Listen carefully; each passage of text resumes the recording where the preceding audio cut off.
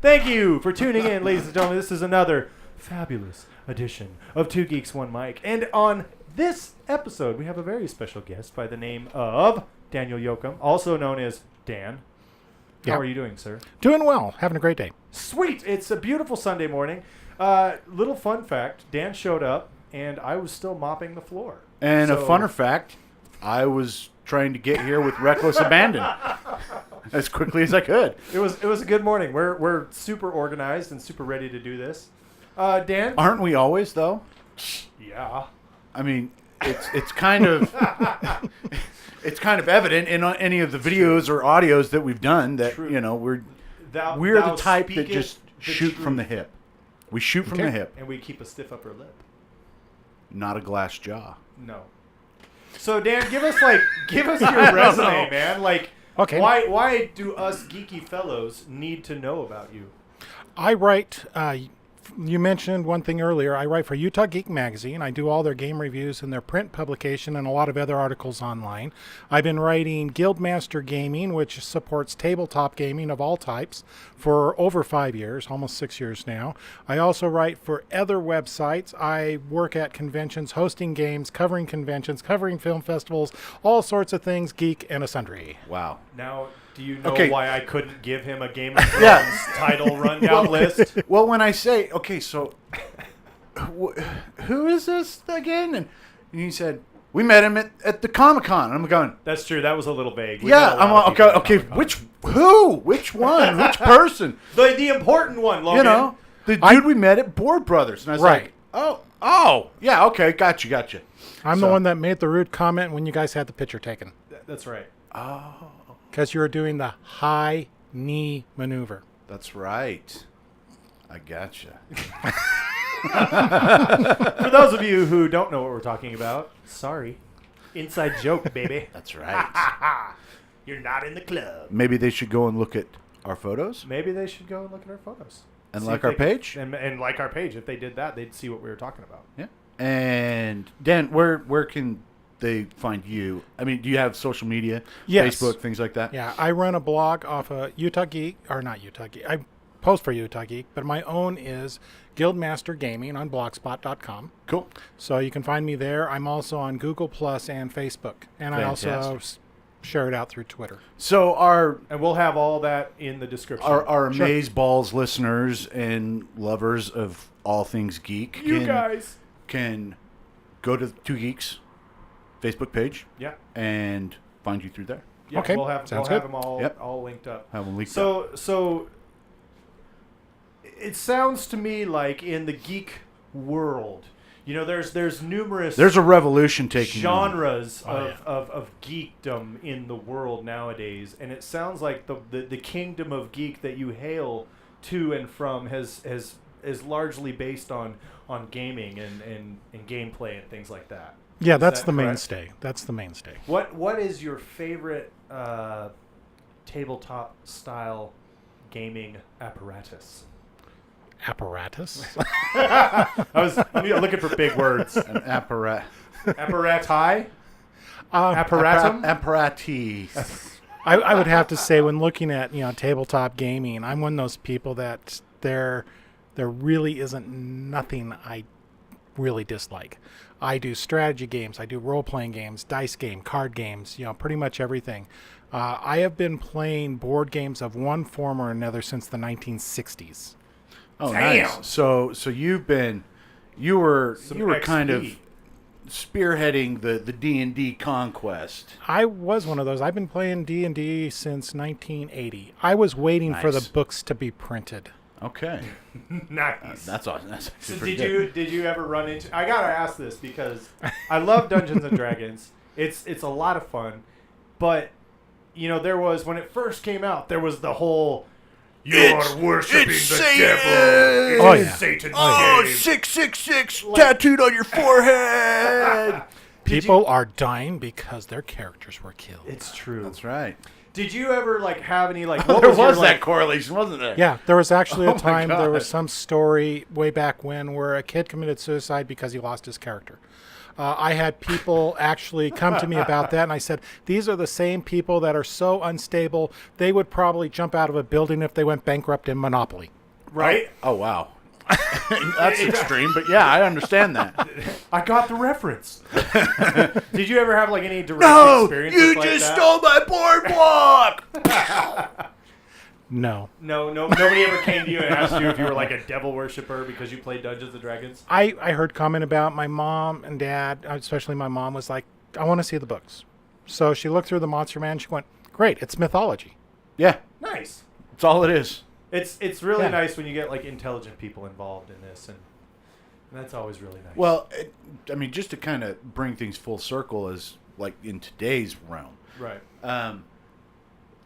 Look at like the most popular. I'm saying this. I'm dropping this right now. Drop it. The most popular show on Netflix currently, Stranger Things, and episode 1, season 1. What are the boys doing in the basement of Mike's house? Playing D&D. Playing D&D. Chucking them dice. And they're able to relate to what they're currently going through D&D. D&D. There was even spells they were referencing, right? The Shadow Walk and... Oh, yeah. Yeah, there's all that going on. And in fact, because of that show, Dungeons and Dragons had a resurgence. No kidding. Oh, yeah. I don't doubt because kids were going to their parents. I even had friends with this. They had their kids coming to them going, hey, Dad, didn't you play this game? Yeah. And he was like, yeah. And they started playing. Awesome. Well, and it's kind of like Heroes Quest back in the 90s. Do you guys remember that? I mean, yeah. Oh, yeah. That one was kind of... It's like a Milton Bradley... Yeah. It was Dungeons and Dragons... It was a family rip-off. Well... Board friendly. Board friendly, right, yeah. Right, and it had... not like Dungeons and Dragons where you can actually create your own... Right. That's part of the map. Fun about all this. But Hero Quest had the same map. You just could, organize things in different, places and things like that. Well, to put it in modern terms, you've got Dungeons and Dragons, which is like the full version, and then you got Heroes Quest, which is Dungeons and Dragons Light. Yes. But they did. It seems like they cut a lot of fat out, made it a lot easier to play to appeal to a broader audience. I mean, I remember we ended up getting Hero Quest for Christmas one year, and I mean. Whole Christmas break, this was awesome. My dad was the Hero Quest manager, right? So he was the one conducting the quests, and it was me, my brothers, my sisters. Awesome. We all gathered around the bumper pool table and played in the basement. And sorry about that, folks. As I was saying, so there was some slight technical difficulty there. We had a laptop failure. I'll put in like a little intermission music there. Okay, yeah, just like some elevator music.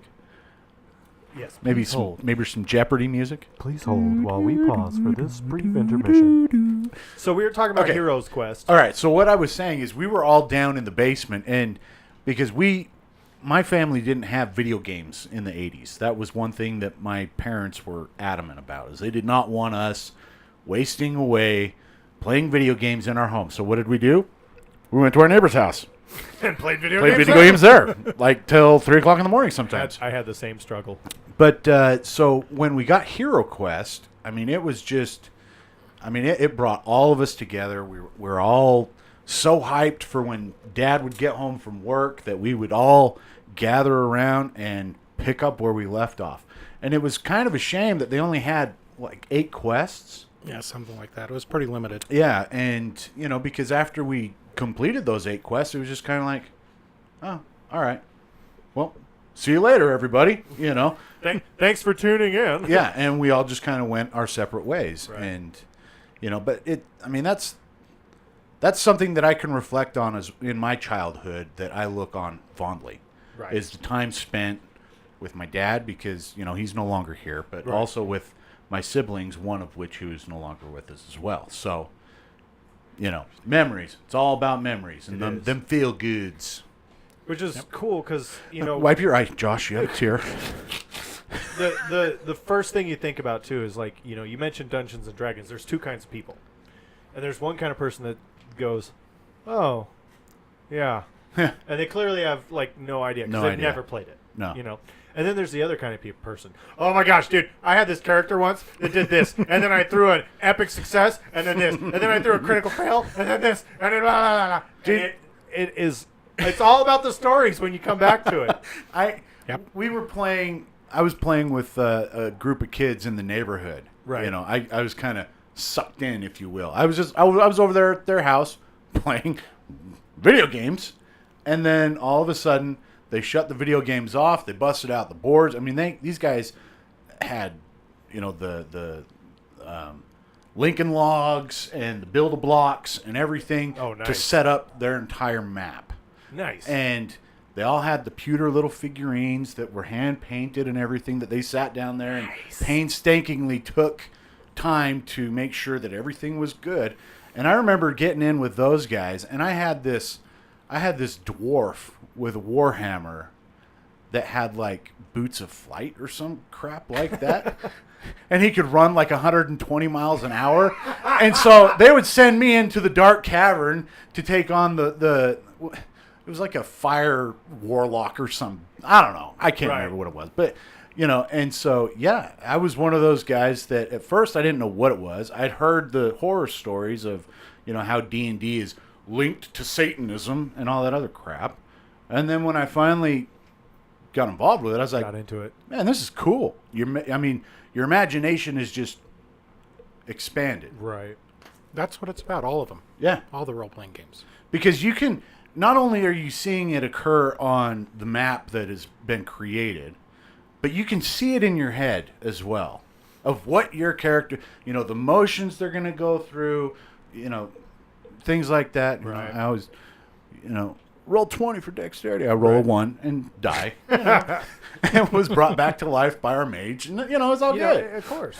Is there like a situation or scenario that you're very proud of or is most memorable? Oh, boy. There's probably quite a few stories. Give us one with a Demogorgon. We always had a very rough group in terms of we played we like to consider it gritty gaming. Right. Sure. So we've never ran against Demogorgon because he would kill us. No fireball rolling there. You know, it's you know, I'll admit it. I mean, I have a bunch of stories. I mean, you remind me, I had a dwarf with a dwarven thrower. You know, it's like, you kind of go with that sort of stuff. High-level characters that are wizards and, you know, all sorts. You know, I've been playing D&D for over 40 years, so I've got characters throughout the whole range, playing in all the systems. Oh, yeah. You know, so... But I'd have to say sometimes it's not even D&D that you get your best stories from. That's just what everybody's most familiar with because it's the fantasy level. Right. But, I mean, there is so much out there. It's amazing when you start getting into it. We played, producer A and I have played Vampires. Yeah. The Requiem as well. Me and Amanda played that with some of our old friends. It's kind of funny. Like, the first night of playing it, I was this low-level vampire that just was kind of new on the streets and whatever, and I ended up killing somebody, ripped their jawbone off, and started using that as a melee weapon. It was epic, dude. That happens. It was epic. Isn't that from the Bible? Samson and Delilah, baby. Was your vampire named Samson? Did he have long hair, perchance? I had a giant vampire that I had built, and he was just... I decided what I wanted to do was I just wanted to make Lurch, you know, from the Addams Family. Oh, yeah. Just this big hulking brute of a man who just... For the light, it was just dumb as a brick. So his intelligence was 1, you know, and you know I made him as a giant. I put his you know, all of my original points into his you know, strength and fighting and brawling and blah blah blah and all this stuff, and there was just a lot of fun. Well, the fun thing was the guy who was running the campaign at the time said, okay, I'll let you have all this, but you have to add in some kind of dementia, some kind of vice to supplement with this. And so I said, okay, you know, and so we picked through the list of all the different vices, and I chose gluttony. And he said, gluttony of what? And I was like, oh, you can do that. He was like, yeah, what do you... I'll have a gluttony for violence then. And he says, okay, every time you get into a fight, you're going to have to roll a willpower check to know when to stop. Oh, man. Because otherwise you'll kill your whole crew. I ended up failing a lot of willpower rolls. See, those are the type of stories that really get it when you get into them, the characters that you've had and their faults. Right. And then how it plays out and everything. So I think anybody that's ever played a role-playing game of any type will have stories on that. I've written an article about that too. Is don't throw up on your friends. And it's basically along those lines. When you're telling someone about it, don't just immediately go in and start telling them, oh, look at all this great stuff I did, because they're immediately going to glaze over, look at you and going, oh my God. This guy's never really played.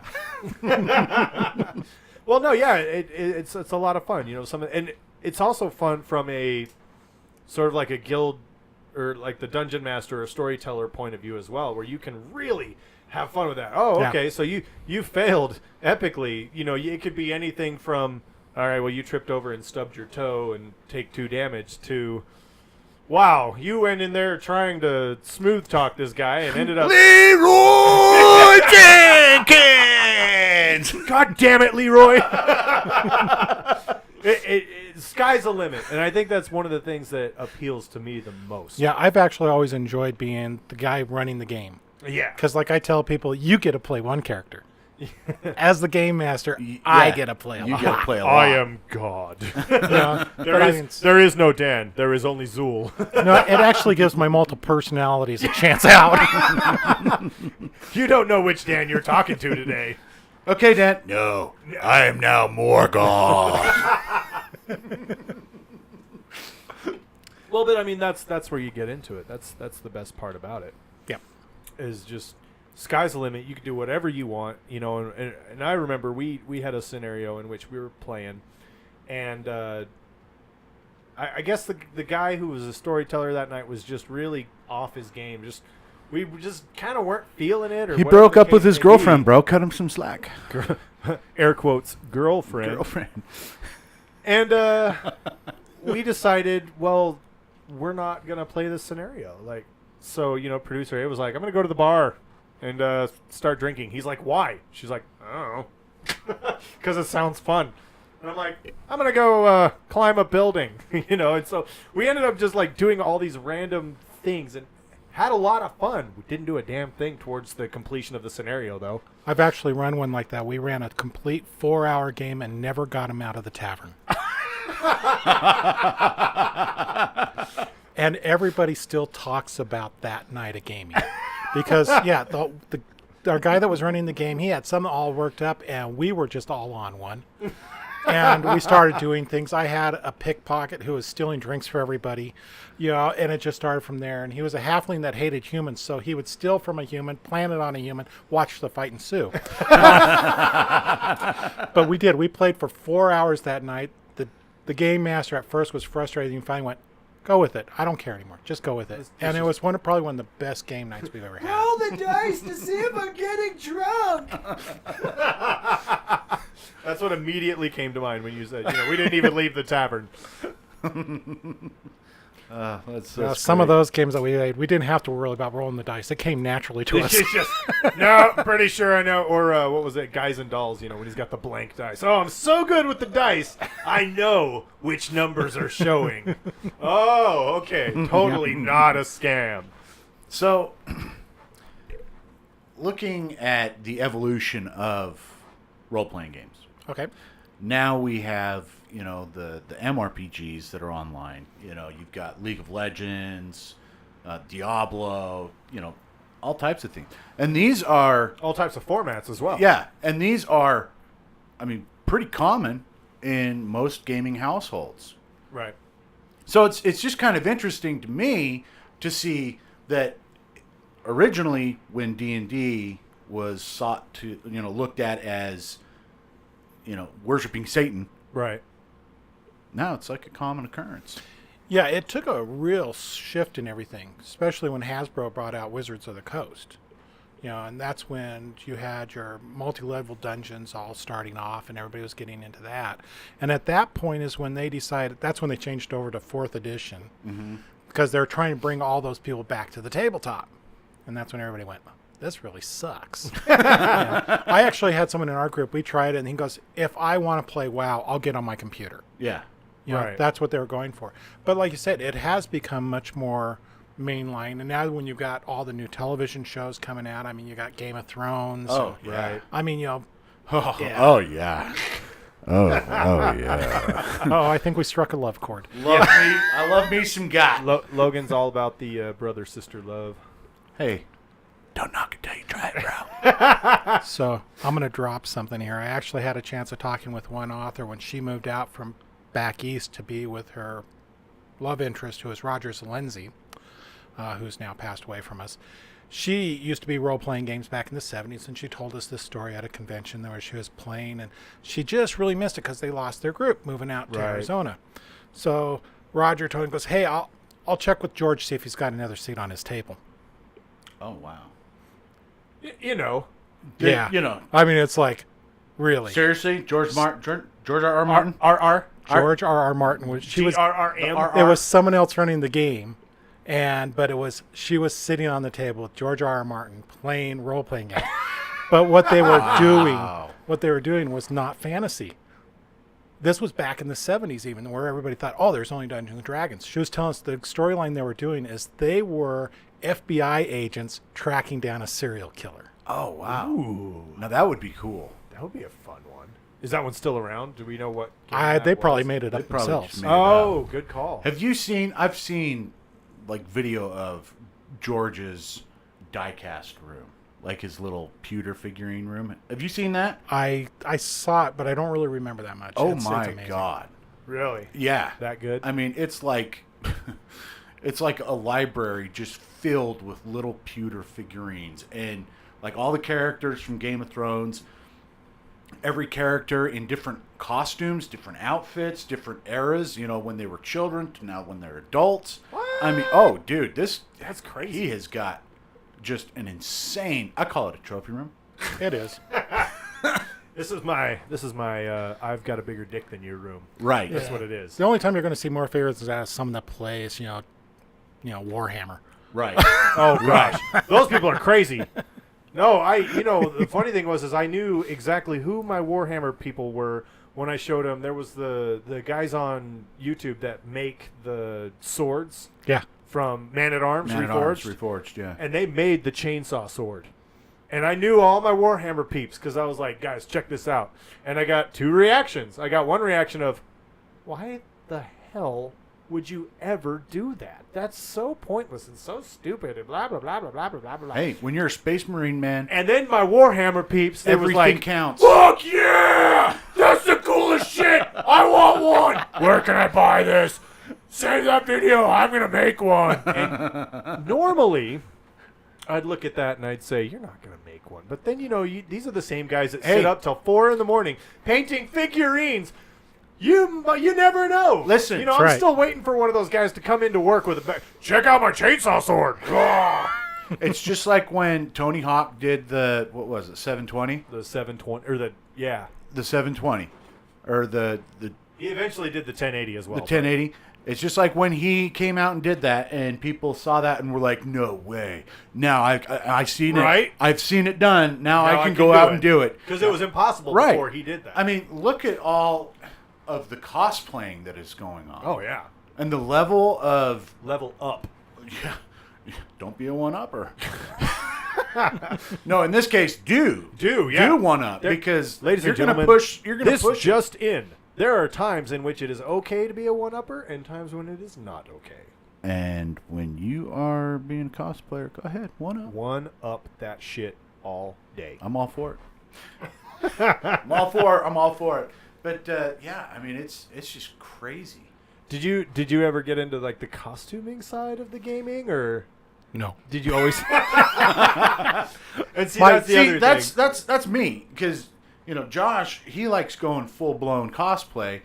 Me, no, I just like to. If I was to cosplay, I have a few pieces where I could steampunk it. Nice. There you go. That'd be awesome. Because there's always room for steampunk. Always. It's like Jell-O. Yeah, It's the Jell-O of the sci-fi fantasy world. that's right. It fits in almost any scenario. Well, any scenario. Yeah. You can make it fit. Well, in any of the cons that we've been to, they all have the little booth that's got the steampunk. There's at least one. It doesn't matter. At least which one. Yeah. At least one. And it's broadening out because it's not just steampunk anymore. Right. I mean, you got people that are doing atomic punk and crystal punk. And, Oh, wow. Dude, it's awesome. And I misspelled an article recently, and someone said, "You're doing stream punk?" It's like, no. What's this new punk we hear of? I thought I could work that in someplace. Yes, I invented it. Trademark pending. That's probably $1 million mistake right there. Well, I'm sure someone will come out with a story that's, kind of like Riverworld something, it's all powered by water. Yeah. Well, I mean, and look at how steampunk has been accepted by the major genres. I mean, Disney. Oh, you yeah. got Steampunk Mickey and, and his crew. I mean, it's like... I've actually got one of the Disneyland. I missed out on when steampunk actually went into effect. And it's still just kind of on the verge because there's a big problem. They can't really produce it into movies real well because it's really expensive to do. Right. There are some really good screenplays out there for steampunk that they're hanging out there because they can't get the backing. Right. One of my favorite, and he swears he did not intend it to be a steampunk story, but one of my absolute favorite stories is by Brandon Sanderson. It's the Mistborn series. Yep. You've got the original trilogy, and then you've got the second trilogy. And that second trilogy, For those of you that's who all don't know who steampunk. Brandon Sanderson is, shame on your face and your family. dishonor. Because He's a local Utah celebrity. well, not only that, but he helped in Finishing up concluding the Wheel of Time. Wheel Yes. of Time Yes. series. which really blasted him out onto the main. And you know what? Kudos. Wasn't he sir. a professor at BYU? He Still is. Still is. Okay. He Yeah. works through the Writing Center, and he's involved on a regular basis with the LTUE, which is Life, the Universe, and Everything, which is a Nice. writing conference for science fiction and fantasy. Okay. Yeah, he was down at the Comic-Con. Of course Right. he was. Yeah. I mean, that would be kind of ludicrous for him not to be at the No, he- Salt Lake Comic-Con. Right. Right. No, he's a really talented writer. I've really enjoyed reading Yeah. his stuff. If you really look at it, that's one of the things that here in Utah we don't fully appreciate is the number of high-level writers we have here. Oh, Well, right. Oh, yeah. It is just truly amazing. Well, you got Brandon Mull, who's, Uh-huh. made a hell of a splash. Yeah. I mean, the Fablehaven series, the candy shop, yep. candy shop books. I mean, he's just going out of Almost his mind. right east of you guys here, you have Monster Hunter International, Larry Correa. He lives in Morgan. I did not Really? know that. Yeah, he's a local. I grew up in Morgan. Well, Mountain Green. I claim Mountain Green. So, I mean, but, Monster Hunter Internationals and all of his other books, I mean, that's just that's some powerful awesome. stuff. Oh yeah. That, Um, well, when they publish an article and state that pound for pound per capita, Utah is by and large the geekiest state in the union, yeah. and it's not even by a small margin. No, it's not. It's a large margin. It's just like you said. I think people underappreciate the saturation of geekiness that is within Utah. Underappreciate and underestimate. Oh shit! Because we here in Utah, in the U-Tizzle, we get our geek on. And we go full. Oh, we get Bore. geek-tarded.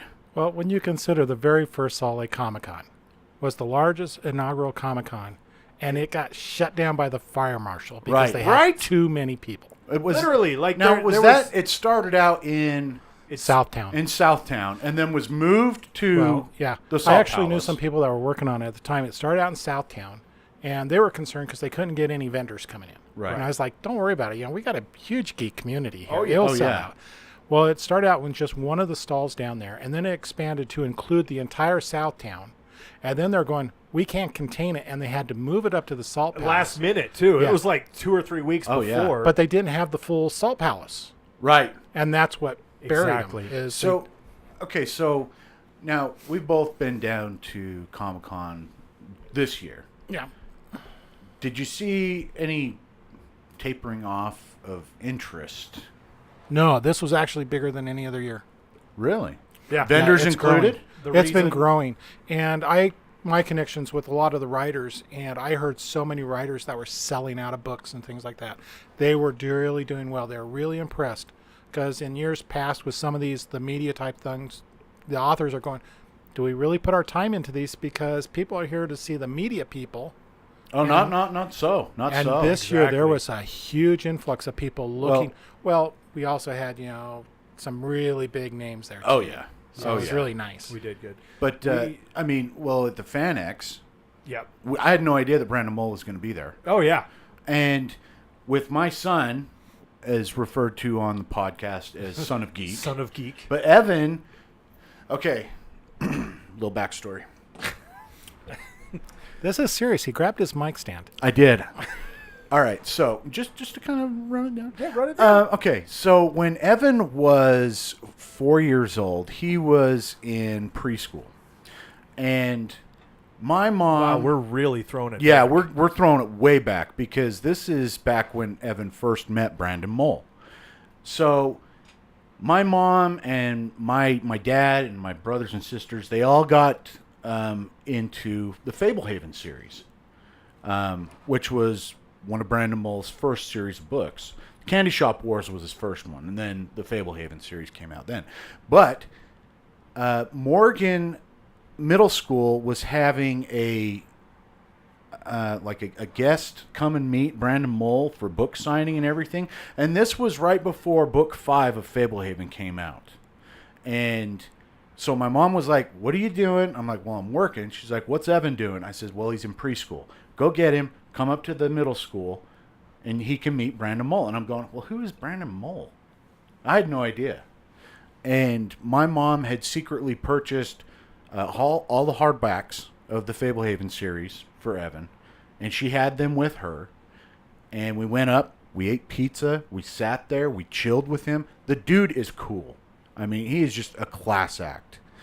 And Evan was able to get the 4 books that my mom had at the time signed by Brandon Mull. Every time Brandon Mull makes an appearance, he was here at Hastings, things like that, Evan would always bring the books that he does not have signed by Brandon Mull, and he would sign them. I've got pictures of him at the Hastings signing when Candy Shop Wars 2 came out, and then the Beyonder series. So at the FanX, Evan was there with us. Right. And Brandon Mull was there signing books, and he was just dropping his new Dragon Watch, which is kind of the continued story of Fablehaven, I guess. Right. And I was like, oh, Evan, Brandon Mull's here. And he's like, really? I'm like, yeah. I'm like, let's go get in line. So we went and we got in line, we got the book. Brandon Mull knew who he was. He's like, oh my gosh, you're getting so tall. Because when he first started, he was like 3.5 feet tall. Now he's, pushing 5.5 feet. And I mean, it's just awesome. The rapport that these guys have with their communities. And I mean, it's just amazing to me. It's good. It's really awesome. That's one of the great things about here is you got a lot of people that are just willing to give back. Yeah. And they get right in with them. Oh, yeah. And I'm going to bring it full circle now. Sweet. Yes. We love full circle. What, so some of the people just really, we were talking about, Dungeons and Dragons and gaming. Favorite adventure? Right. My favorite adventure? Yeah. It's almost like it's 2 of them that stand out most for most D&D players. Dragonlance Oh, yes, the Dragonlance books. and Ravenloft. Oh, Okay. yeah. Okay. Yeah. Tracy Hickman. Right. He lives in Provo. Really? Right. In Provo Valley. Yeah. Okay. So I mean, They're that's what I all mean. here. We've got some strong, and then just west of there, you've got Robert Defendi, who does some great game writing. On the east side of the valley, you got the Taylors, who do Schlock Mercenary, and they just came out with a role-playing game. You got some great stuff out here. It's pretty amazing. You guys can't see it, but I'm rubbing my hands maniacally because I'm realizing now how broke I am and how much I'll never be able to afford all the things I want to buy. So I take it you know about Schlock Mercenary. I am not, but you say that, and I'm like, my geek salivary glands are going nuts. He's drooling right now. Literally, his mic condom is like soaked. I'm going to ring this out later. All right. Hey, Dan, thank you so much for joining us today. We really appreciate this. Oh. He was just at a movie festival. Any honorable mentions? Oh, wow. So Sorry. No, okay, good. so this is real quick. I was at the Film Quest Film Festival, Okay. which is held down in Provo. It's known as the second largest film festival in Utah. And Next to Sundance. So next to Sundance. Okay. This is a science fiction, fantasy, and horror genres. That's what they Fantastic. cover. Short films all the way up through full features. Some great movies. Out of the ones I saw, some of the better ones. We were talking about one on time travel and that was Gateway. It's out of Australia. They did a really good side touch. Another one that deals with, that was Dimensional Dawn, the time travel in Curvature, which was an interesting twist where a woman has to go back in time for 36 hours and stop herself from committing a murder. Oh, wow. Stop herself. Yeah. Ooh. Wow. Now, Okay. kicking it back over to something else, if we want to go a little bit of family friendly for everybody, just about everybody's heard of the story of Secret Garden. Sure. So there's this one film company, they've done a bunch of family features. They're like, we want to do this, but the book's been around so long. There's some great movies out there. We don't want to copy it. So they steampunked it. Oh, nice. A That was- steampunk Secret Garden? Yeah, And it was wow. good. You know, you say that too, and you just go, well, duh, that seems like a beautiful steampunk. Like, there could be a beautiful steampunk adaptation of that. Yeah.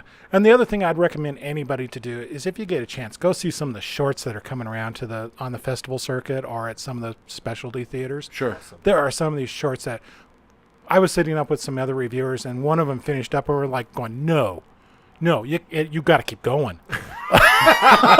Don't stop there! I mean, it was just like, it was amazing. It was dealing with the Chinese mermaid. I mean, it was just A like, Chinese mermaid. Well, Yes. the mythology of it is the mermaid is immortal. This guy is finding, and it plays off the guy that actually found the first okapi in the 1920s in Africa. And now he's going conservative. And he's a conservationist and trying to save these things. But he knows some information about this. Another person's getting him saying, hey, let's go hunt it down and get it. So basically we can be immortal. There's a Chinese entourage that are trying to stop him either by getting the map or killing him. And just as they're all converging on each other is where this ends. Really? And we're just going, whoa. It was good. Cliffhanger. That's a story for another day. So, no, I mean, it was really good. It was some really good stuff. So, Awesome. for shorts, Capitol Theater, do they do shorts? I'm not sure if Capitol does. Some of the main places around are Broadway in Salt Lake Okay. and the Tower Theater. We used to do them also. Oh, yeah, Tower. Okay. I'm of the old school. I'd say Blue Mouse, but hey, they're not around anymore. Lame. They should be. There's just that lost love for the shorts. It's true. Yeah. So everything's all, silver screen and everything. So if you think about it, if you are a person that you go back in time and go, the Twilight Zone, oh, Oh, yeah. Yeah. Those So are good. great. the one I used to like, Night Gallery with Rod Sterling. I never watched Never that. saw Night Gallery. That was the same thing. But all these ones that would take, instead of running an episode after episode of the same story, where it's like every night you'd sit down and it was an individual story that wrapped up. Right. That's what you get. Oh, very cool. That's so much fun. See, and I like that. Right. Where each episode, I'm trying to think. Screw it. I'd waste too much time trying to think of what show I could relate to that. Yeah, but don't try and think, Logan. yeah, Just don't I do it. have just Because if you try index and think, of shows, you'll movies, get everything. broken. We'll see the blue screen of death in your eyeballs, and I'll just- fall that'll be face it. forward on my mic. That'll be it. Yeah, so we won't do that. But no, where episodes each, almost like like Black Mirror, Yeah. just like that, because different characters, different scenarios. Every episode is different story. There you got it. Okay, That's what you're getting when you sit down to a set of shorts. nice. Which is, I've been hitting up YouTube a lot lately, and one of the things that I've had fun with scary. is they've got little CGI shorts on That's there so and scary. little animated shorts and little all kinds of stuff like that. Yep. Those are a lot of fun. Well, look at all of the fan made movies. Like they've got 20-minute fan made Star Wars shows and things like Yeah. that. Oh yeah, those That are a are lot way of cool. fun too. All right. We got to make our own one of these days. Yeah. One of these days. When we're rich and famous, maybe. When we're rich and famous. Well, we're already famous. In our own minds, baby. In our A own legend minds. in our own minds. Dan, thank you so much for coming Thank you hanging for out coming with us. and chilling with us. Thank you for Has having me been here. a lot of fun. Just take 2 more seconds. Plug yourself. Plug your wares. Okay, so I don't have any much in terms of wares right now, but I'm working on some stuff. I've actually got some stuff that I'm working on with some different companies, writing up some gaming material, Nice. supplementary material for things like Pathfinder. Nice. So we got that going and working on some other ideas that I am not at liberty to discuss right now. Ooh, got some NDAs happening. We love those. But you can find my material, what I write, at GuildMaster Gaming on Blogspot. Also, GuildMaster Gaming's on Facebook, and under my own name, Daniel Yocom, on Google Plus and on Twitter. So you can link me out through a lot of different places. Awesome. Fantastic. All right. Well, thanks again, sir. We've super appreciated you having you here. Thank you so much for making the trek up, and the time. thank you. Thank you. For all of our listeners at home, be sure to check out Dan on Google Plus, Twitter, and Blogspot. Facebooks, all of them. Be sure to All them give social a medias. like, a share, and leave us a comment. If you have a question for Dan that we didn't cover in the episode, shoot us a question. We'll get Dan to answer it for you. You bet. All right. Thanks, guys. Have a fantastic day. Good night, everybody.